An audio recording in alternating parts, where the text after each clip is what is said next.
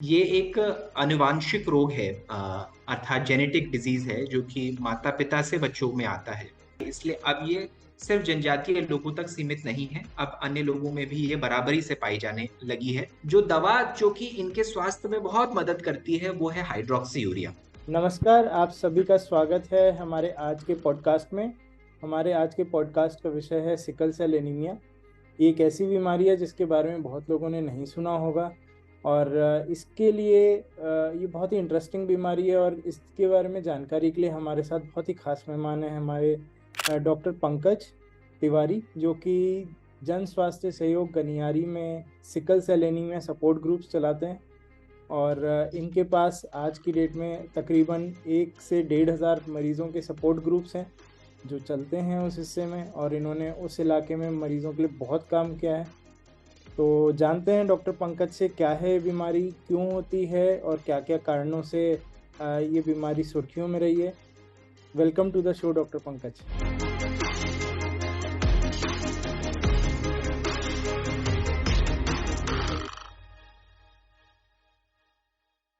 मैं बहुत धन्यवाद देना चाहूँगा आपको इस विषय पर को चुनने के लिए, क्योंकि हमारे क्षेत्र के लिए विषय विषय बहुत महत्वपूर्ण है। मैं बता दूं कि मैं एक फैमिली फिजिशियन हूं और मैं छत्तीसगढ़ और ईस्टर्न मध्य प्रदेश के इलाकों में काम करता हूं। हमारी संस्था जन स्वास्थ्य सहयोग जो पिछले 23 वर्षों से इन क्षेत्रों में सेवाएं दे रही है, जिसकी शुरुआत डॉक्टर अनुपम के अल्मा मेटर इंस्टीट्यूट से हुई थी, और आज वो एक लव की तरह लगभग 2500 गांव के लोगों को सेवाएं प्रदान करते हैं। तो हम लोग कई बीमारियों पर काम करते हैं, लेकिन खासकर सिकल सेल की बीमारी एक खास बीमारी है जिस पर हम काफी काम कर रहे हैं। मैं आपको बिल्कुल फ्रैंकली बताना चाहूंगा कि मैंने एमबीबीएस के समय में इसके बारे में बहुत कम पढ़ा था, शायद ऑलमोस्ट नेग्लिजिबल पढ़ा था। और जी जब मैं यहाँ पहुंचा गनियारी में, तो मैंने देखे सिकल सेल के पेशेंट्स, और फिर धीरे धीरे मैंने सीखा कि किस तरह से सिकल सेल के पेशेंट्स को तकलीफ और परेशानी होती है, जी और उनके जीवन को हम किस तरह से किन चीजों से मदद करके हम हेल्प कर सकते हैं। जी ये एक आनुवांशिक रोग है, अर्थात जेनेटिक डिजीज है जो कि माता पिता से बच्चों में आता है। जी और इस बीमारी का जो ये पाया जाना है, ये एक तो अधिकांशतः हमारे देश का जो सेंट्रल इंडियन बेल्ट है, मध्य प्रदेश, गुजरात, छत्तीसगढ़, उड़ीसा, महाराष्ट्र, इवन आंध्रा, इस बेल्ट में काफी पाई जाती है। और साथ में सदर्न बेल्ट में तमिलनाडु, केरला और कर्नाटका के भी कुछ इलाके हैं, इन जी एरियाज में ज्यादा पाई जाती है। और ये इन एरियाज में ज्यादा पाए जाने का जो इसका मुख्य कारण रहा है कि ये उन क्षेत्रों में ज्यादा पाई जाती है जहाँ जंगल रहे हैं पूरी दुनिया में। जी क्योंकि इस बीमारी के जीन का जो जो प्रादुर्भाव है, जो वो उभरा है, वो उन क्षेत्रों में उभरा है जहाँ पर मलेरिया बहुत ज्यादा हुआ करता था। जी तो इसलिए ये ज्यादा उन जंगल क्षेत्रों में रहा। और जैसा कि हम जब जानते हैं कि हमारे जनजातीय साथी जो है वो जंगल क्षेत्रों में ज्यादा निवास करते हैं, इसलिए उनमें ये बीमारी अधिक पाई जाती है। जी लेकिन अब धीरे धीरे, जैसा आप जानते हैं कि पिछले कई सौ वर्षों में लगातार मानव का एक जगह से दूसरी जगह जाना बढ़ा है, इसलिए अब ये सिर्फ जनजातीय लोगों तक सीमित नहीं है, अब अन्य लोगों में भी ये बराबरी से पाई जाने लगी है ये जी बीमारी, और उसका प्रभाव मिलता है। और ये इसलिए हमारे लिए, जो लोग मध्य प्रदेश या छत्तीसगढ़ और इन क्षेत्रों में काम करते हैं, उसके लिए बहुत महत्वपूर्ण हो जाती है, क्योंकि पूरे देश के स्तर पर इसके बारे में मेडिकल फ्रेटर्निटी में भी समझ बहुत लिमिटेड थी, और उस पर ध्यान भी उतना नहीं जाता था, जबकि इस क्षेत्र के लोगों को इससे बहुत परेशानी होती है। जी आपने बहुत एक अच्छा इंट्रोडक्शन दिया है इस बीमारी का। और आगे इसी वार्तालाप को आगे बढ़ाते हुए मैं आपसे पूछना चाहूँगा, क्या क्या लक्षण हैं इस बीमारी के जो कि आपको देखने में मिलते हैं।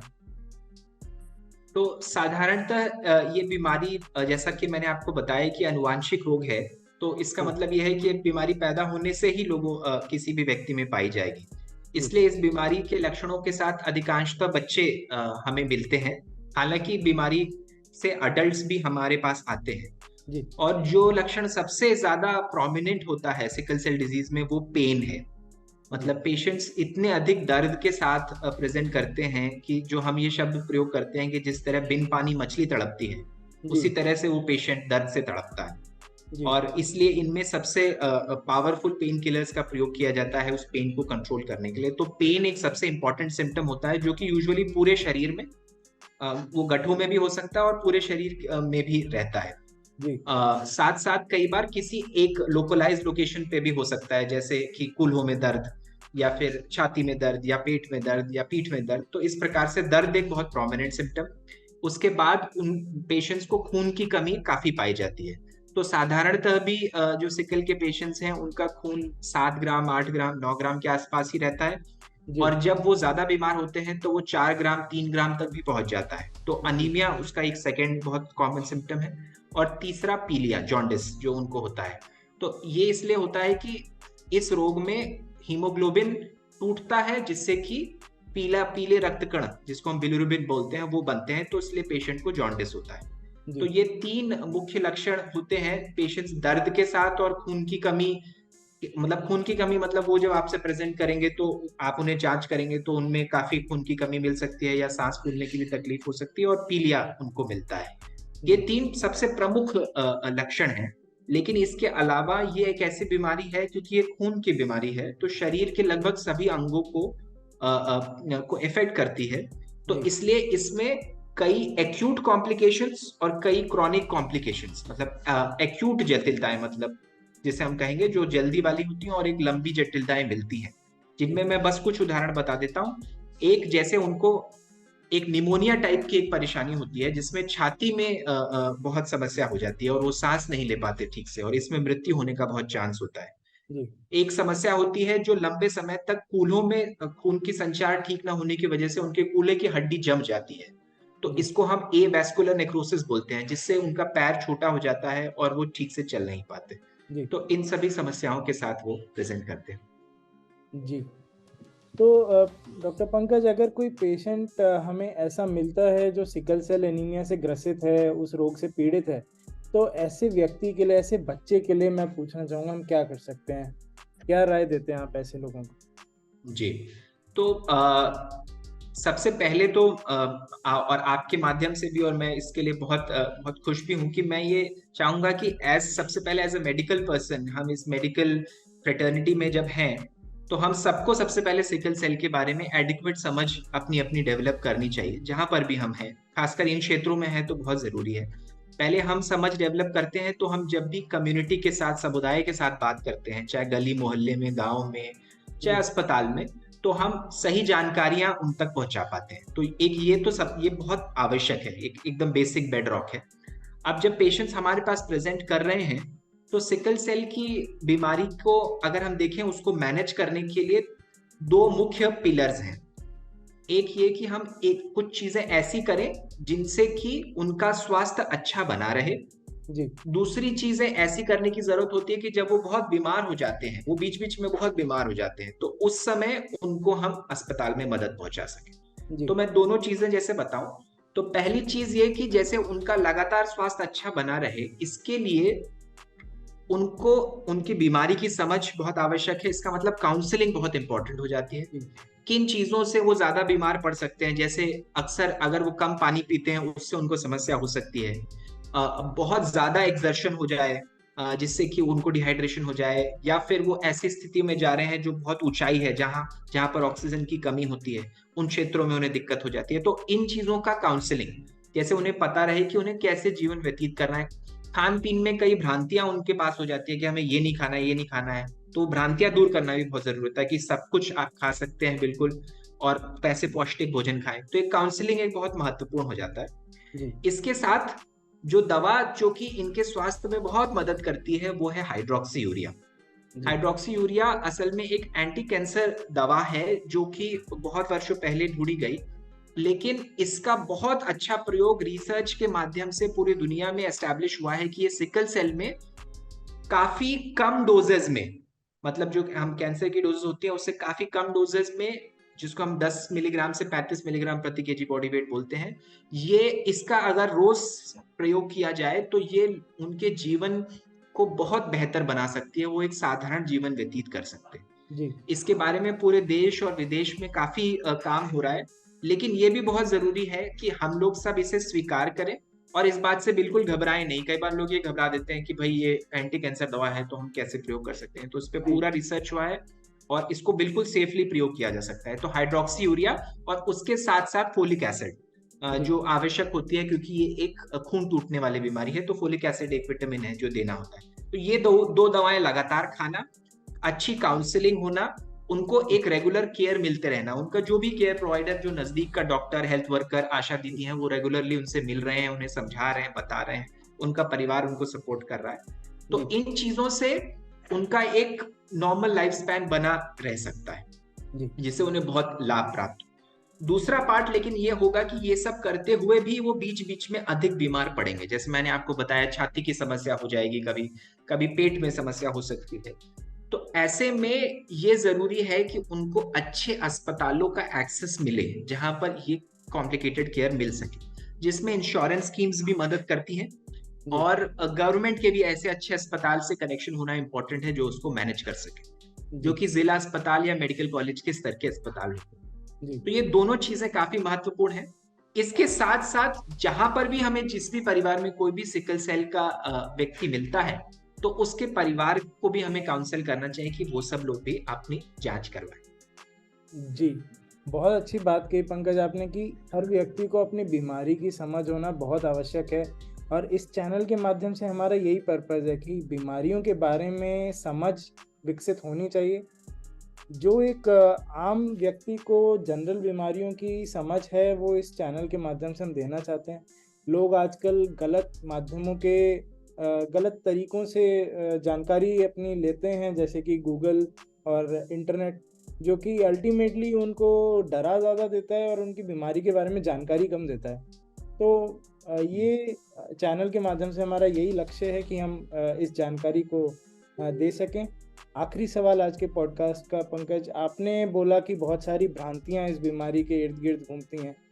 कुछ भ्रांतियाँ और सही तथ्य हमें बताइए इस बीमारी से।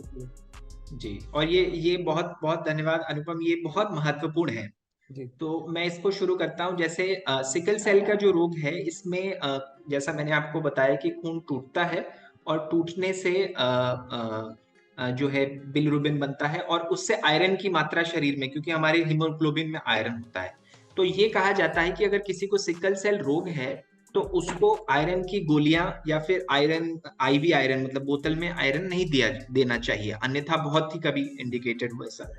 तो कई बार इससे संबंधित भ्रांति ये बन गई है कि सिकल सेल का रोगी है तो उसे आयरन से संबंधित कोई खाना ही नहीं खाना चाहिए, मतलब उसे पालक नहीं खानी चाहिए, उसको जो भी आयरन रिच फूड्स हैं वो नहीं खाने चाहिए। सबसे इंपॉर्टेंट ये है कि हर एक व्यक्ति को जितना आयरन चाहिए उतना एक सिकल सेल के व्यक्ति को भी चाहिए, बस उसको एक्स्ट्रा आयरन हमें अवॉइड करना चाहिए, हमें कि हम ना दें। तो एक सबसे इंपॉर्टेंट कि सभी जितने आयरन रिच फूड्स हैं वो उसको खाने चाहिए और बाकी सभी पौष्टिक भोजन उससे खाने चाहिए।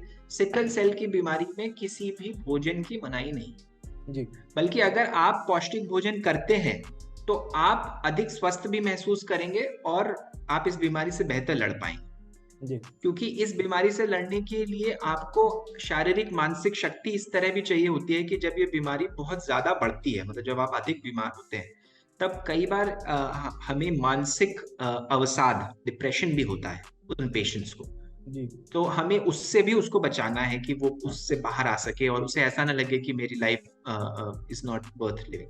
तो एक ये बहुत इंपॉर्टेंट है। दूसरा, मेडिकल फ्रेटर्निटी में एक भ्रांति है कि सिकल सेल का अर्थ है खून चढ़ा दो। मतलब खून is the solution for all problems in sickle cell disease. So ये एक बहुत बड़ी भ्रांति है जो मेडिकल फ्रेटर्निटी में है, जिससे मेडिकल फ्रेटर्निटी को निकलना चाहिए।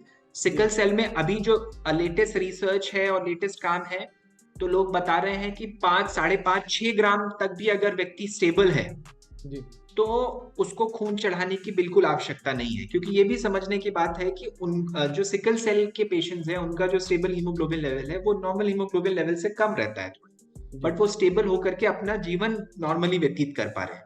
जब वो बहुत बीमार होते हैं, अस्पताल में भर्ती होते हैं, उस समय एक अलग बात है, उस समय चढ़ाने की आवश्यकता होती है कई बार, लेकिन जनरली ऐसा नहीं कि कोई पेशेंट आया वो है उसको तुरंत ब्लड चढ़ा दिया। तो एक ये भ्रांति से सभी मेडिकल फ्रेटर्निटी के लोगों को बाहर निकलने की आवश्यकता है। बिल्कुल।